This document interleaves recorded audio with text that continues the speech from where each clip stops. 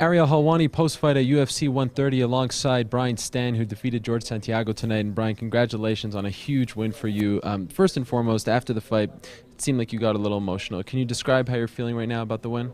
You know, it's this weekend's emotional for me anyways, and it's just, I fight in an athletic competition, and you're always worried, when you go into a fight, you're worried about, oh man, I don't want to lose, I don't want to be the embarrassment and everything else, Today, there were people that lost their legs. Today, there were people that lost their lives, that lost family members. And so, I always take that into perspective. But when I win, that's Memorial Day, I hear the crowd screaming. It's tough. I think about guys that aren't here anymore. And, I have this great opportunity where people are cheering for me, acting, like I'm a hero or an icon because you're in the UFC like they treat all of us. And it's just not the case. My heroes in life are not actors, they're not athletes. My heroes are the men and women that deploy overseas and protect this nation.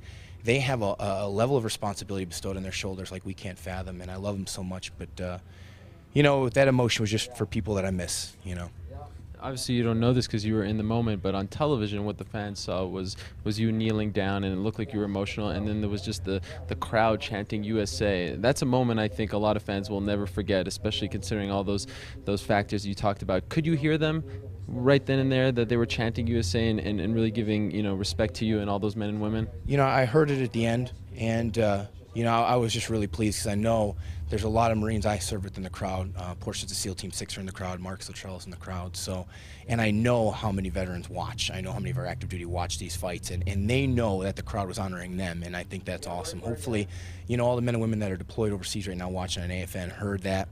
They got a chill up their spine. They know that they're appreciated, and the families that have lost people to combat, they know we appreciate their sacrifices. Did you think you would dominate him that easily? I knew if I stuck to my game plan and I fought to my abilities that I could win every round in the fight. I think I went a little overboard at the end of the first round to try and finish him, and so I had to pull back a little bit, but I knew coming out in the second that he was going to try and take me down, and I got a little tentative there because I was waiting on the takedown. I knew he was going to try and take me down or try and get a judo throw. So, and then towards the end of the second round was where I upped the tempo again to try and wear him out, hit the leg kicks, and start breaking him down. But, I don't know. I'd have to watch the tape. It didn't feel like I was dominating him in there. It felt like it was a real good scrap, and, maybe it could be chance for fight of the night, but we'll see. I want to bestow all the credit in the world on George. He is a tough guy. He's a great fighter. I'm honored that I got the chance to fight him, and I'm probably lucky that I caught him in his first UFC return, and he's only going to be a lot better next time. I wouldn't want to be the next guy to face George. We always talk about the power in your hands, but it seems as though the leg kicks have become a great tool and weapon for you. Where did you develop that? I've had these since the beginning. My earliest training partners who were Marines used to get so mad at me and threaten never to train with me again if I didn't throw them in fights. I told them I keep fighting wrestlers. Everybody wants to take me down. If I throw kicks, I'm not going to get them down. So I've always had pretty strong leg kicks, but working with Mike Winklejohn, he's the best striking coach in the game, bar none.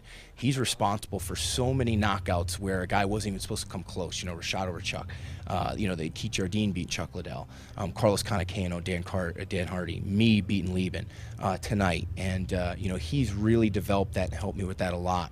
Along with training with one of my closest friends and training partners, Tom Watson.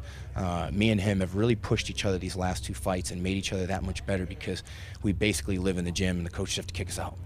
How's your hand? I broke my thumb just here at the joint. I'm sure it'll be fine. We'll get it x-rayed or something, throw some tape on it, be good to go. I'm already pretty much missing a finger on this hand, so I'm down to 8.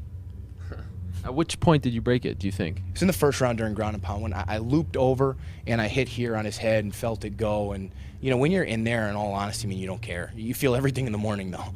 So I'll feel it in the morning. But. And final question, you were talking earlier about, Bisping being matched up with Mayhem. Vanderlei has a fight coming up. Who do you think they'll give you next? I honestly have no idea. I legitimately do not have a clue who will be next. So, I have a feeling I'll probably have to wait till fall to fight, which is fine by me. That's just more time for me to get better and better and enjoy my training and enjoy my family. We'll just see. A lot of guys are matched up. Let's see how this shakes out. We'll see who's there and see what matchups are there.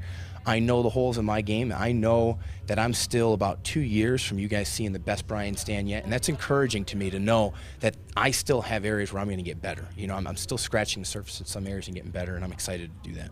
And if people believe MMA math, George Santiago was a top 10 fighter. Brian Stann is now a top 10 middleweight. Sounds pretty good, right? You're the only guys that got me in the top 10. My cousin and best man, Danny, he always watches all the rankings and will let me know that stuff. And you guys already put me in there.